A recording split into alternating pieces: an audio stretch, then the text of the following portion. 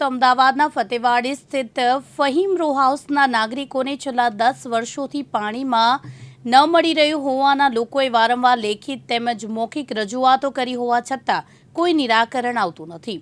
અહીંના લોકો કાયદેસર રીતે ટેક્સ ભરી રહ્યા છે, પાણી માસિક 400 રૂપિયા ખર્ચીને લાવી રહ્યા છે। અહીંની જનતા ત્રાસી ગઈ છે, નાના બાળકો પરેશાનીઓનો સામનો કરી રહ્યા છે। આ વિસ્તારમાં આશરે 1000 લોકો વસવાટ કરી રહ્યા છે, જેમને પાણી વગર વલખા મારવા પડી રહ્યા છે। અમદાવાદના ફતેવાડી વિસ્તારમાં ફહીમ રો પાર્કની અંદર પાણીની સમસ્યા ઊભી થઈ છે। કેટલાય સમયથી અહીંયા પાણીની સમસ્યા છે। આ લોકો ખાનગી પાણીથી પાઇપલાઇનથી જોડીને પાણી મંગાવે, જેનો ચાર્જ છે માસિક 400 રૂપિયા। ક્યાં સુધી પોસાશે? કારણ કે આ લોકો ટેક્સ પણ ભરે છે। આપણી જાણે અહીંના સ્થાનિકો છે, આપણે જાણવાનો પ્રયત્ન કરીએ કે તેઓ શું કહી રહ્યા છે। કેટલા સમયથી પાણીની સમસ્યા છે? અહીંયા કમસે કમ 10-15 વર્ષથી પાણીની સમસ્યા છે। 10 વર્ષથી કંઈ પાણીની લાઈન નથી। મોદીની સ્કીમ બી છે હર ઘર જલ નલ યોજના, તો પણ અહીંયા કોઈ પાણીની નથી। અમે મ્યુનિસિપાલિટીનો ટેક્સ બી ભરીએ છીએ, વર્ષો વર્ષ અમે અરજી બી આપી છે, તો બી અમારા ત્યાં હજુ લાઈન આવી નથી। અરજી કોને આપી છે? અમે મ્યુનિસિપાલિટીમાં આપેલી, વિશાલા પાસે આપેલી છે, જોધપુર 4 રસ્તા ઉપર આપેલી છે, અમે ધારાસભ્યને બી એના લેખિતમાં આપી છે, પણ હજુ તક અમારા ત્યાં પાણીની લાઈનની કંઈ સમસ્યા નથી। કયા ધારાસભ્ય? અમિતભાઈને? હા, અમે અમિત ઠાકરને આપેલી હતી। પછી અમે શું કહ્યું? એ લોકો કહે છે કે જોઈએ છે, હજુ તક આ ચૂંટણી આવી છે, મને ખ્યાલ નથી કે હજુ પાણી આવશે કે નહીં આવશે। અમે અહીંયા 400 રૂપિયા ખાનગીમાં લાઈન આપીને એના પાણી લઈએ છીએ 2 ટાઈમ, એ બી 5 મિનિટનું પાણી આવે છે, 5-10 મિનિટની, ને અહીંયા પાણીની વોટર ટંકી બી હજુ આવતી નથી। આ તમારા રો હાઉસમાં કુલ કેટલી વસ્તી છે? અમારા ઓછામાં ઓછા અહીંયા 500, 800, 1000 ઘરો હશે કે એમને ક્યાંય પાણી નથી, પાણીની લાઈન બિલકુલ નથી। તો તમે 15 વર્ષથી આ પીડા ભોગવી રહ્યા છો, તો સરકાર જાગતી કેમ નથી? સરકારને અમે બહુ કીધું છે, સરકાર આવું કહે છે કે તમે પાણીની ટાંકી માટે જગ્યા ગોતો, કે અમે પાણીની ટાંકી માટે તમને કે જગ્યા આપશો ને તો અમે તમને લઈને આપીશું। અમે આટલી વસ્તીમાંથી જગ્યા ક્યાંથી લઈને આપીએ પાણી માટે? મિત્રો, આપણી સાથે કેટલીક મહિલાઓ છે, આપણે તેમને પણ પૂછીએ, જ્યારે જોઈએ તેઓ શું કહેવા માગે છે। બેન, તમે એ બતાવો કે અહીંયા 15 વર્ષથી પાણીની સમસ્યા છે, બરાબર છે?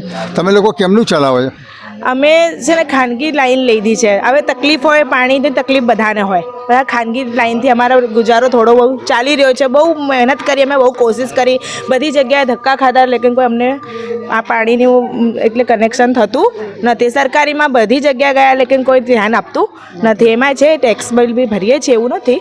ટેક્સ બિલમાં એવું છે કે અમુક જગ્યાએ આવે છે, અમુક જગ્યાએ નથી બી આવતા, તો એને અમે કોશિશ એની બી ચાલુ છે, લેકિન એનું બી કોઈ રિસ્પોન્સ મળતો નથી। તમે એ જણાવો કે અહીંયા તમે જેટલા લોકો રહો છો, 800, 900, 1000 જણા, બરાબર? તમામ લોકો ટેક્સ ભરે છે?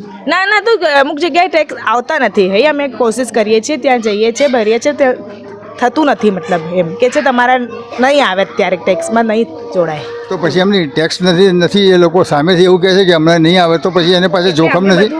એટલે જે બધું ભરીને આવ્યા હતા, વચ્ચે બી ગયા હતા અમે ટેક્સ બિલ, મતલબ જે વસ્તુઓ અમે આપીને આવ્યા હતા, પણ આવશે એમ કે છે, પછી આવતા નથી એવું છે। હવે પાણી વસ્તુ એવી છે, પાણી વગર ચાલતું નથી ભાઈ। પાણીમાં આપણે પાણી વગર કશી બી વસ્તીમાં ચાલે નહીં, એટલા માટે પાણીની બહુ જરૂરત છે। સરકારને અમે કહીશું છે, સરકારને અમે વિનંતી છે, સરકારને અમને વિનંતી છે કે અમને પાણીની કનેક્શન આપે। ટેક્સ બી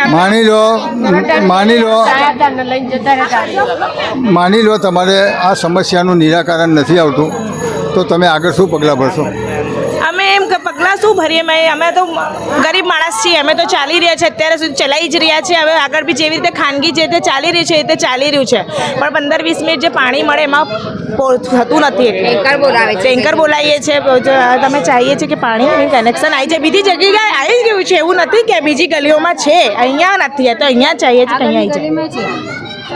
પાણીની સમસ્યા છેલ્લા 15 વર્ષથી છે, અમુક જગ્યાએ આવે છે એવું બી નથી, પણ અમુક જગ્યાએ નથી આવતું। આજે ફતેવાડી ટાવર જે છે સમા સ્કૂલની બાજુમાં, હવે ત્યાં આગળ આ સમસ્યા ઊભી થઈ છે। તંત્રને વારંવાર રજૂઆત કરી છે અને એમને જણાવવાનો બી પ્રયત્ન કર્યો, લેખિતમાં, મૌખિકમાં, પરંતુ તંત્ર જાગતું નથી। હવે જોવાનું રહેશે કે તંત્ર ક્યારે જાગે છે।